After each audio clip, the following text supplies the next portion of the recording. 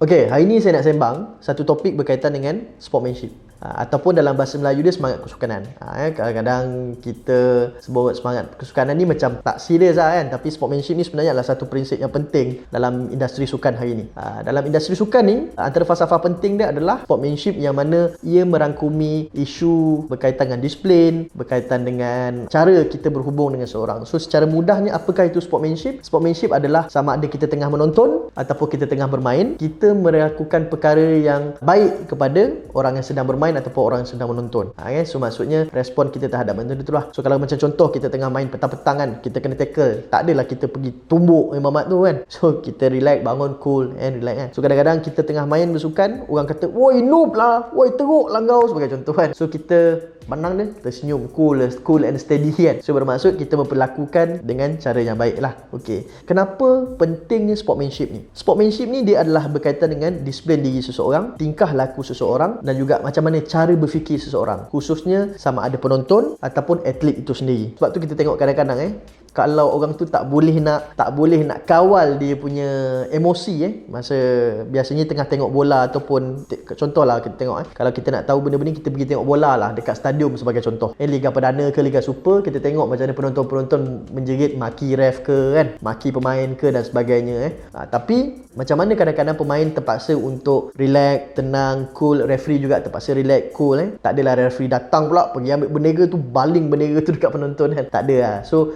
benda ni adalah benda yang penting dalam sukan. So sebab tu sebenarnya dalam semangat kesukanan ni sebenarnya kita kena respect dan juga kita kena hormat orang lain. Sebenarnya dia mengajar kita untuk menghormati orang lain lah, selain daripada kita menghormati diri sendiri lah. Dalam kesukanan kita ada opponent tau, pihak lawan. Walaupun dia opponent, tetapi kita kena respect hak dia. Kita kena hormat hak dia. Kita menghormati dia sebagai seorang manusia dan sebagai seorang player lah. Kita tak adalah sebabkan dia opponent kita pergi tackle dia, kita pergi maki dia, kita caci dia sebab dia bukan tim kita kan. Tak boleh macam tu lah. So saya nak cerita sikit macam mana contoh-contoh yang kita fikir yang baik dan juga yang tak baik lah. Contoh kalau kita tengok Ronaldo, kita tengok Ronaldinho tengah-tengah main bola ni dekat dalam padang kan, pap tiba-tiba penyokong ataupun peminat datang kan, peluk dia dan sebagainya kan. Walaupun secara dari segi keselamatan sebenarnya tak bagus tak bahaya lah, boleh membahayakan atlet, tetapi dia relax, dia kata tak apa datang sign ke apa ke kan, dia layan dengan elok. Tak adalah dia kata ush kau pergilah, aku tak suka lah kau ke apa, tak ada kan. So itu adalah salah satu sportsmanship yang baik lah. Sebagai contoh lagi kalau kita tengok dulu contoh yang tak baik lah, contoh yang tak baik, banyak kes sebenarnya dalam EPL, dalam World Cup pun kita tengok. Contoh macam mana Materazzi cakap benda tak elok pada Zidane kan. So Zidane tanduk dia kan, sampai dia jatuh. Ataupun kita pernah tengok Evra bergaduh dengan Suarez tak silap saya pasal isu perkauman. So benda-benda ni adalah benda-benda yang memang berlaku dalam kehidupan harian seorang atlet bersukan, di mana pernah dipulaukan disebabkan dia punya, orang kata apa, dia punya latar belakang kulit dan sebagainya. So benda ni memang berlaku. Cuma apa yang kita kata,